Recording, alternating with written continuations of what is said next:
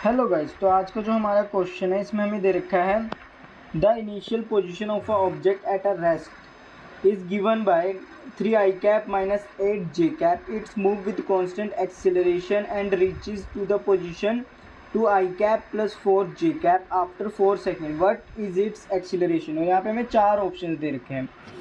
तो गाइस पहले हम क्या करेंगे, हम पहले एक्स एक्सिस में फाइंड आउट करेंगे कि एक्स डायरेक्शन में कितना एक्सीलरेशन था ऑब्जेक्ट का और वाई डायरेक्शन में कितना एक्सीलरेशन था ऑब्जेक्ट का। ये गाइस हम सेपरेटली फाइंड आउट करेंगे, फिर हम उनको एक साथ लिख देंगे, ठीक है।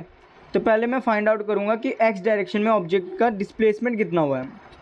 तो उसको फाइंड आउट करने के लिए मैंने यहाँ लिख दिया है vector R X is equal to 2 i cap minus 3 i cap, ठीक है गाइस। तो गाइस आप देख सकते हैं कि जो एक्स डायरेक्शन में इनिशियल जो पोजीशन थी पार्टिकल की वो थी 3 i कैप, और जो फाइनल पोजीशन है ऑब्जेक्ट की एक्स डायरेक्शन में वो है 2 i कैप। इसीलिए आप देख सकते हैं कि मैंने फाइनल माइनस इनिशियल कर दिया। तो यहाँ से जो हमारा आ रहा है वेक्टर आर एक्स वो आ रहा है माइनस आई कैप, ठीक है गाइज। यानी यहाँ से हमारा जो मैग्नीट्यूड है वो -1 है। ये गाइज हमें ध्यान रखना है। अब हम एक्सीलरेशन हमें फाइंड आउट करना है, तो उसके लिए हम मोशन की इस वाली इक्वेशन का यूज़ करेंगे S X is equal to U X into T plus half A X into T square. यहाँ पे गाइस जो मैंने एक्स लगा रखा है ये शो कर रहा है कि जो यू एक्स है वो शो कर रहा है यहाँ पे कि जो इनिशियल वेलोसिटी है पार्टिकल की वो एक्स डायरेक्शन में कितनी है, और ए एक्स शो कर रहा है कि एक्स डायरेक्शन में जो ऑब्जेक्ट का एक्सीलरेशन है वो कितना है, ठीक है।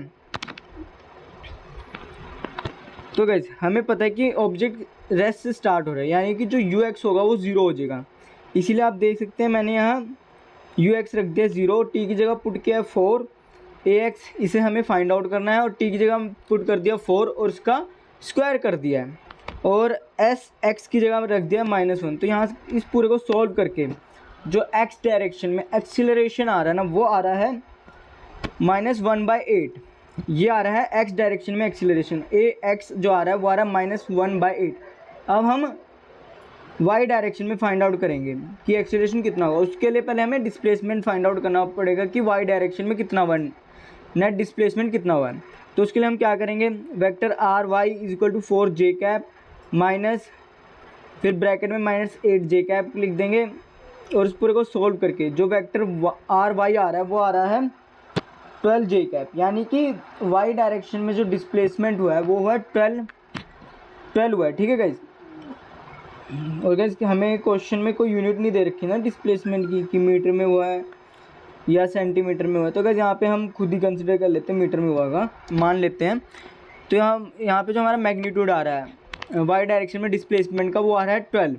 तो हम क्या करेंगे, अब हम मोशन की इस इक्वेशन का यूज़ करेंगे, और अब हम जहाँ एक्स था उसकी जगह हमने वाई पुट कर दिया जो कि शो कर रहा है हर चीज़ें वाई डायरेक्शन में, ठीक है। अगर यू आई है तो ये शो कर रहा है कि वाई डायरेक्शन में इनिशियल वेलोसिटी कितनी है, और ए वाई शो कर रहा है कि एक्सीलरेशन वाई डायरेक्शन में कितना है। अब हम क्या करेंगे, वैल्यू पुट कर देंगे।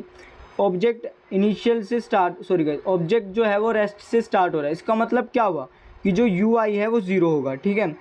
ये पुट कर देंगे। अब हम मतलब वैल्यूज पुट करेंगे हम इक्वेशन में इस वाली में। तो आप देख सकते हैं मैंने यहाँ पुट कर दिया है एस वाई की जगह मैंने पुट कर दिया 12, यू आई की जगह पुट किया 0, टी की जगह पुट कर दिया 4, ए वाई की जगह ए वाई तो हमने कैलकुलेट ही करना है, टी की जगह पुट किया 4 और उसका स्क्वायर कर दिया। तो इस पूरे को सॉल्व करके जो ए वाई आ रहा है वो आ रहा है 3/2, ठीक है। और ये वाई डायरेक्शन में आ रहा है, तो इसलिए हम कौन सा यूनिट वेक्टर यूज़ करेंगे, जे कैप यूज़ करेंगे। तो आप देख सकते हैं यहाँ लिख दिया है। तो हम एक्सीलरेशन ऑफ द पार्टिकल लिख देते हैं आफ्टर 4 सेकेंड, वो आ रहा है -1/8 i cap plus 3/2 j cap. तो इस हिसाब से इस क्वेश्चन के लिए जो सही ऑप्शन होगा वो होगा ऑप्शन नंबर फर्स्ट। और अगर गाइज आपको कोई डाउट है तो कमेंट सेक्शन में पूछेगा। Thank you guys.